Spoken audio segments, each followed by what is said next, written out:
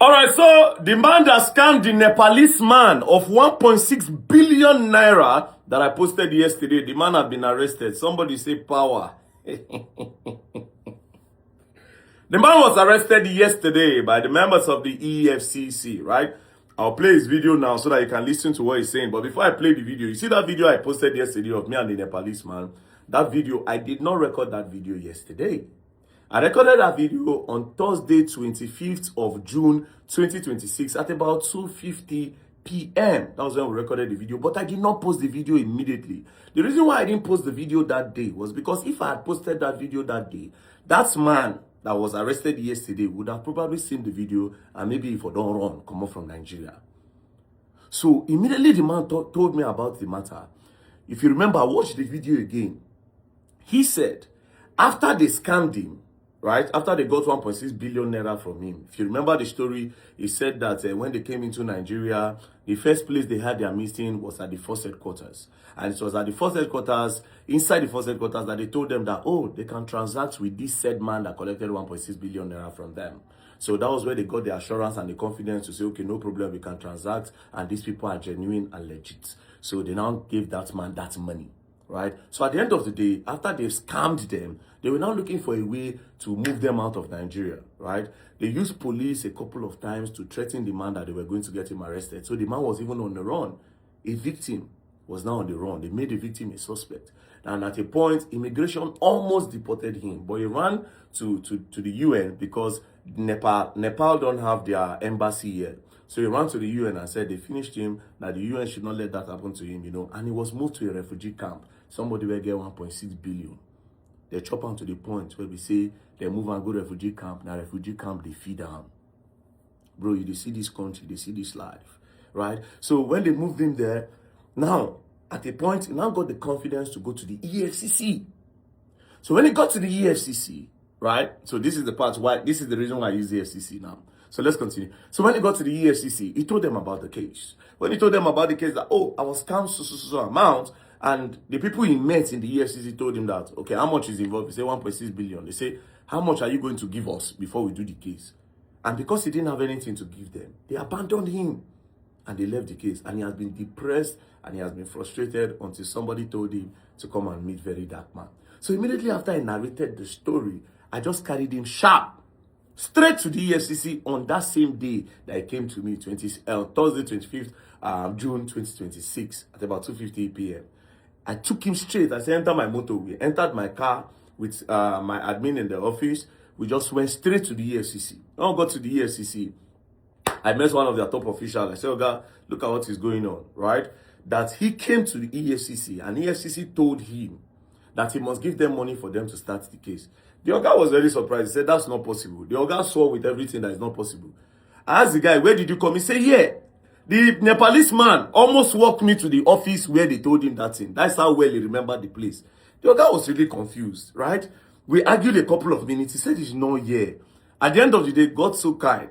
The Nepalese man had a copy of the petition that was written, that they wrote from that office, and it was assigned to the office. So when he brought it out, the Oga was so disappointed. He said, you know what? Let them bring all the people involved. So they were going inside to talk to the people involved. He now said we should go up. So when we went upstairs, we met another Oga that is bigger than this other Oga that we met. So that one now said, he told the man to explain. The man explained himself. He said, not to worry, right? This is EFCC. We'll track the case file and we'll bring it. So at the end of the day, when they found out that truly the man came there, then senior Oga now said he's giving them 2 weeks. That you see that money, that they must arrest this man first of all, and that money, they will recover that money and give it to the man. So in that 2 weeks, I kept quiet, right? But it's not up to 2 weeks. Yesterday, the man was arrested, right? So I will play the video now so that you can listen to what the man is saying. Then you will know how deep this case is, right? This case is actually very, very, very, very deep, right?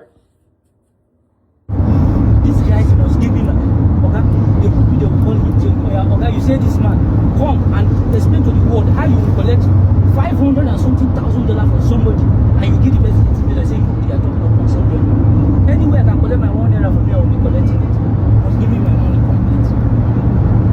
How can you? Is that not wickedness? As rich as you are, look at me, small business I'm just starting. You want to kill, you collect this money. Okay, where is the service? Where do they render render the service. And it's when you render the service, okay, I render the service. The other one collects $650,000 tomorrow. In fact, it's everything I'm going to put on. Then the Now, if you listen to the man, this was in the car when they went to go and arrest him. He was trying to explain that $500,000 was given to somebody, right? That somebody is actually the MD of Asman Air. Initially, I was doubting that, it be like say these people use Asman and they lie. But apparently, it's seeming like, it's already looking like the MD of Asman Air is actually involved in this scam. Bro, these people, they craze gone for this country, bro. It's looking like, yeah, this person is part of this whole plan. It's looking like it. And which is very, very sad and heartbreaking. But at the end of the day, I trust EFCC to, yeah, don't they use I trust EFCC. Now, EFCC, when I no trust before, they don't tell my friends now. As they don't help me go arrest person now, just use I trust. Hey. Okay, well, EFCC are now my new friends, so there's no two ways about it. They are my guys now. Anyways, I trust EFCC to investigate because of the directive that the chairman of EFCC gave them.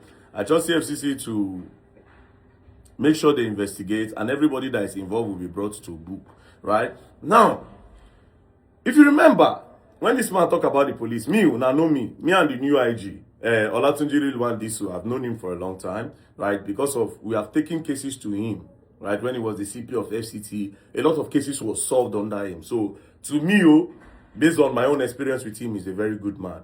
So when they told me that they were scammed at the police force headquarters, I asked him the year. During the time that it was scammed, it was Kayode Egbetokun that was the Inspector General of Police, right? So it wasn't Disu.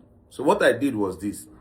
If I had gone to Disu instead of EFCC, maybe if I had gone to him and said, okay, look at what is going on, he would say, this thing happened. Okay, you investigate this matter and make sure you arrest all those officers that is involved and make sure we get this money back.